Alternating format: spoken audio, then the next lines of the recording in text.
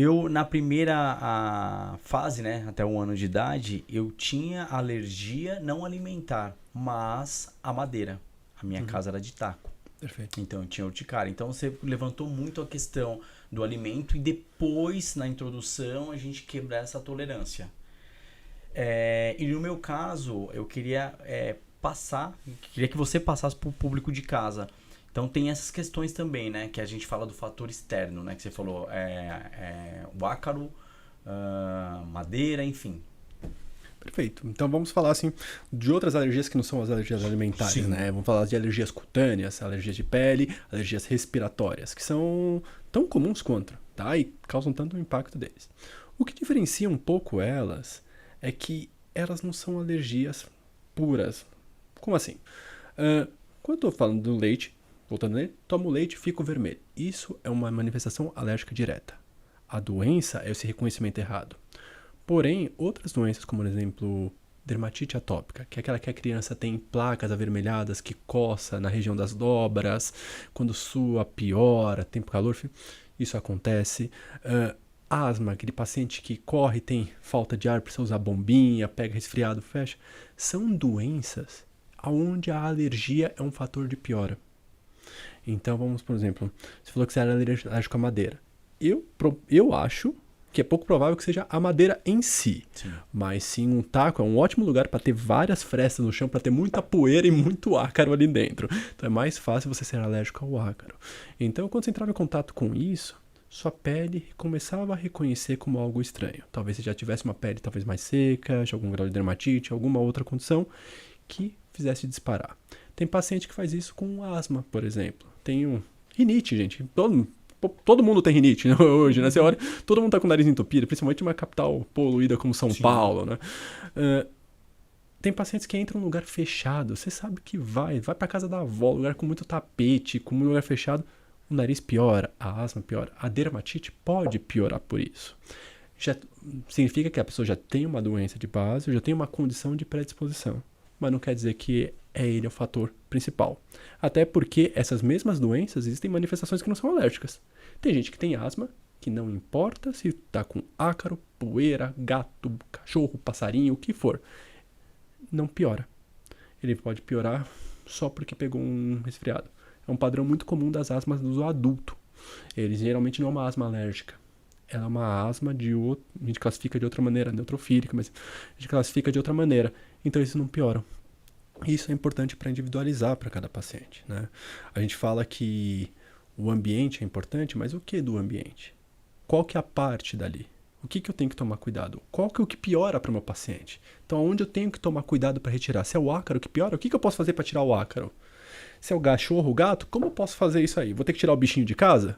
Ou porque assim, quando a criança começa a ter asma, o cachorro vai pra fora, um passarinho vai pra todos os lugares, compra uma tartaruga, porque existe assim, mas, assim, Sim. Vai fazendo então todas as mudanças. vai fazer todas as mudanças possíveis, tira todos os tapetes. Será que eu preciso fazer isso?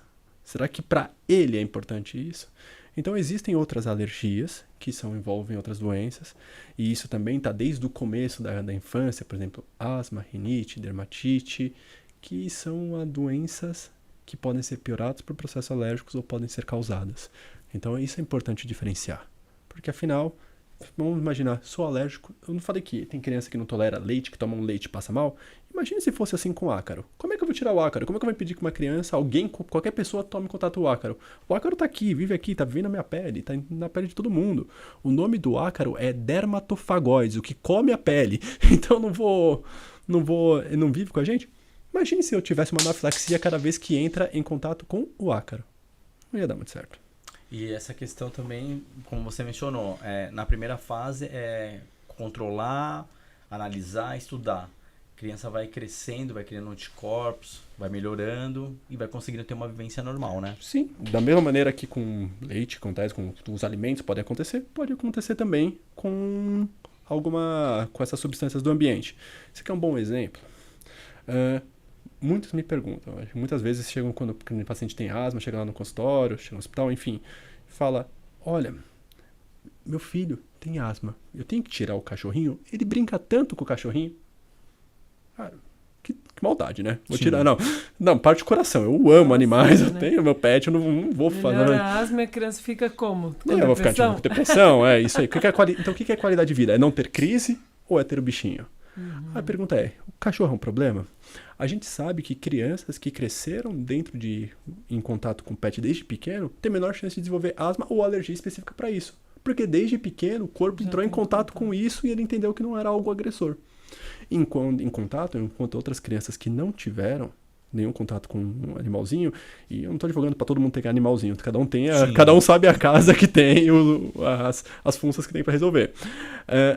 As crianças que não tiveram e desenvolvem, por exemplo, uma dermatite, uma asma, esses são mais suscetíveis a piorarem quando entrar em contato, por exemplo, com um cachorro e com um gato. Então, isso muda. Crescer é desenvolver. O nosso corpo, ele parte desde o útero, que era um lugar fechado, sem contato com nada, onde recebia tudo pelo cordão umbilical, para entrar em contato com esse mundo inteiro. Para receber estímulos dos mais Dos variados. mais variados, bons e ruins, bactérias boas e ruins, as gripes, resfriados, tudo que a criança tem no dia a dia, também são estímulos para o corpo. Então, esse crescer, esse desenvolver, é do sistema imune. Tem que Certo. desenvolver isso. Então, senão a criança já nasceria pronta. Já estaria com defesa para tudo, não precisava de vacina. Sim. Você se torna produto do meio, né? Sim. Tanto que a gente fala na saúde culturalmente, ou seja, num todo, né? A vivência te transforma, faz com que você consegue se adaptar. O corpo humano é muito inteligente, Sim. o ser humano. A gente não é tão fixo quando a gente é muito mais plástico do que real verdadeira. Então a gente fala de plasticidades, de modulações. É isso. O meio ambiente importa muito.